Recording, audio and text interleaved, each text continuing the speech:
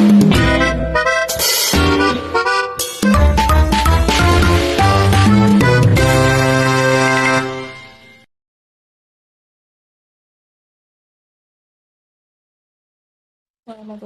wabarakatuh. Shalom, Om Swastiastu, Namo Buddhaya, salam kebajikan, salam sejahtera bagi kita semuanya. Pergi ke taman, melihat bunga, bunganya indah, berwarna-warni. Halo teman-teman semuanya, ayo kita belajar pada hari ini. Baik, perkenalkan nama saya Elisa Salsabila dengan NIM 1251162586 dari kelas 2A semester 2, program studi bimbingan konseling pendidikan Islam, Fakultas Tarbiyah dan Keguruan, Universitas Islam Negeri Sultan Syarif Hasim Riau, dengan mata kuliah Ilmu Pendidikan Islam, dosen pengampu Ibu Dr. Fitra Herlinda MPD. Baik teman-teman semuanya, pada hari ini materi pembelajaran kita yaitu tentang sumber-sumber pendidikan Islam. Jadi sumber-sumber pendidikan Islam ini akan menjadi fondasi utama dalam pembentukan ilmu, akhlak, dan juga pembentukan karakter seseorang muslim yang baik dan memenuhi syariat agama Islam. Nah, di video kali ini kita akan membahas tentang 8 sumber pendidikan Islam. Pada materi ini penting banget loh teman-teman, karena materi ini merupakan fondasi awal dalam pembentukan ilmu, karakter, dan juga akhlak bagi seorang muslim. Jadi, pendidikan Islam itu bukan belajar di kelas saja, tapi juga belajar bagaimana menjadi seorang muslim yang baik sesuai dengan syariat agama Islam.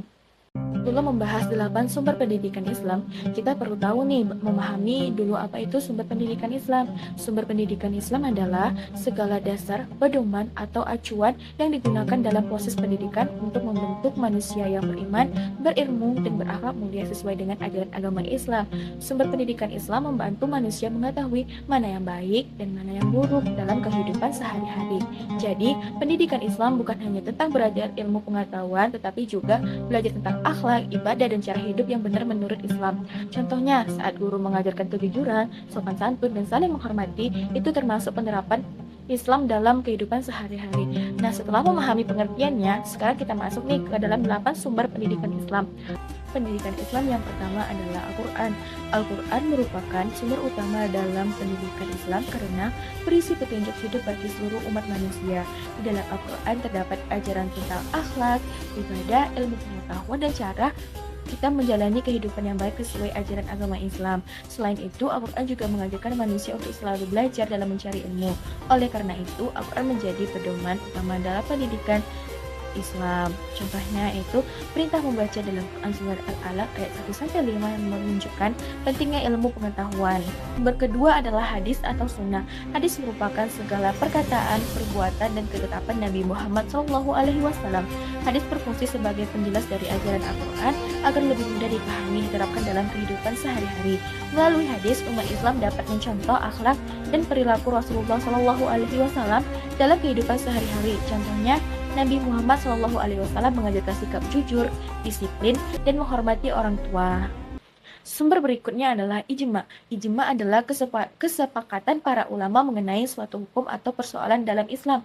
Ijma dilakukan ketika suatu masalah tidak dijelaskan rinci dalam Al-Quran maupun hadis. Adanya ijma, umat Islam memiliki pedoman dalam menghadapi perkembangan zaman dan persoalan baru di masyarakat. Contohnya, kesepakatan para ulama bahwa pendidikan penting bagi laki-laki dan perempuan. Selanjutnya itu kias. Kias adalah menentukan hukum suatu masalah baru dengan cara membandingkan masalah lain yang sudah ada hukumnya. Kias membantu umat Islam menghadapi perkembangan zaman tanpa meninggalkan ajaran Islam. Contohnya, penggunaan teknologi seperti HP dan laptop untuk belajar diperbolehkan karena memberikan manfaat dalam pendidikan Islam. Adalah ijtihad. Ijtihad adalah usaha sungguh-sungguh para ulama untuk mencari solusi terhadap persoalan baru sesuai dengan ajaran Islam. Ijtihad dilakukan agar ajaran Islam dapat diterapkan sesuai dengan perkembangan zaman. Contohnya adalah pembelajaran online melalui Zoom atau Google Meet yang digunakan sebagai media pendidikan modern. Selanjutnya ada akal. Dalam Islam, akal merupakan anugerah Allah Subhanahu wa Ta'ala yang digunakan manusia untuk berpikir dan memahami ilmu pengetahuan. Dengan akal, manusia dapat membedakan mana yang baik dan mana yang buruk. Namun, penggunaan akal tetap harus sesuai dengan syariat Islam. Contohnya adalah berpikir kritis saat menyelesaikan tugas sekolah atau memecahkan masalah.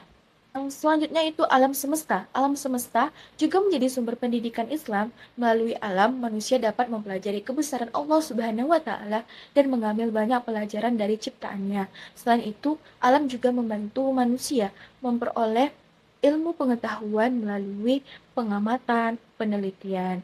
Contohnya yaitu mempelajari tumbuhan, hewan, hujan, gunung, dan tata surya. Sejarah peradaban Islam, sumber yang terakhir adalah sejarah dan peradaban. Sejarah Islam memberikan banyak sekali pelajaran tentang perjuangan kepemimpinan dan akhlak mulia dari para sahabat Nabi dan tokoh-tokoh Islam. Dengan mempelajari sejarah Islam, kita dapat meneladani sifat-sifat baik dalam kehidupan sehari-hari. Contohnya seperti meneladani sikap jujur dan amanah Nabi Muhammad SAW serta semangat ilmuwan Muslim dalam mencari ilmu.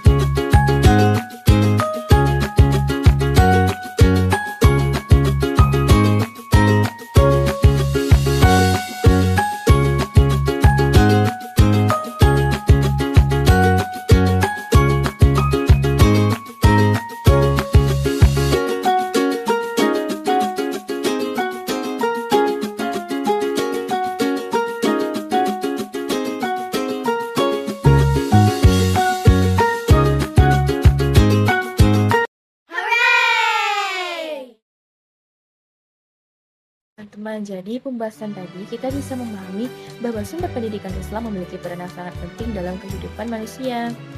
Mulai dari Al-Quran, hadis, ijma, qiyas, ijtihad, akal, alam semesta hingga sejarah peradaban Islam.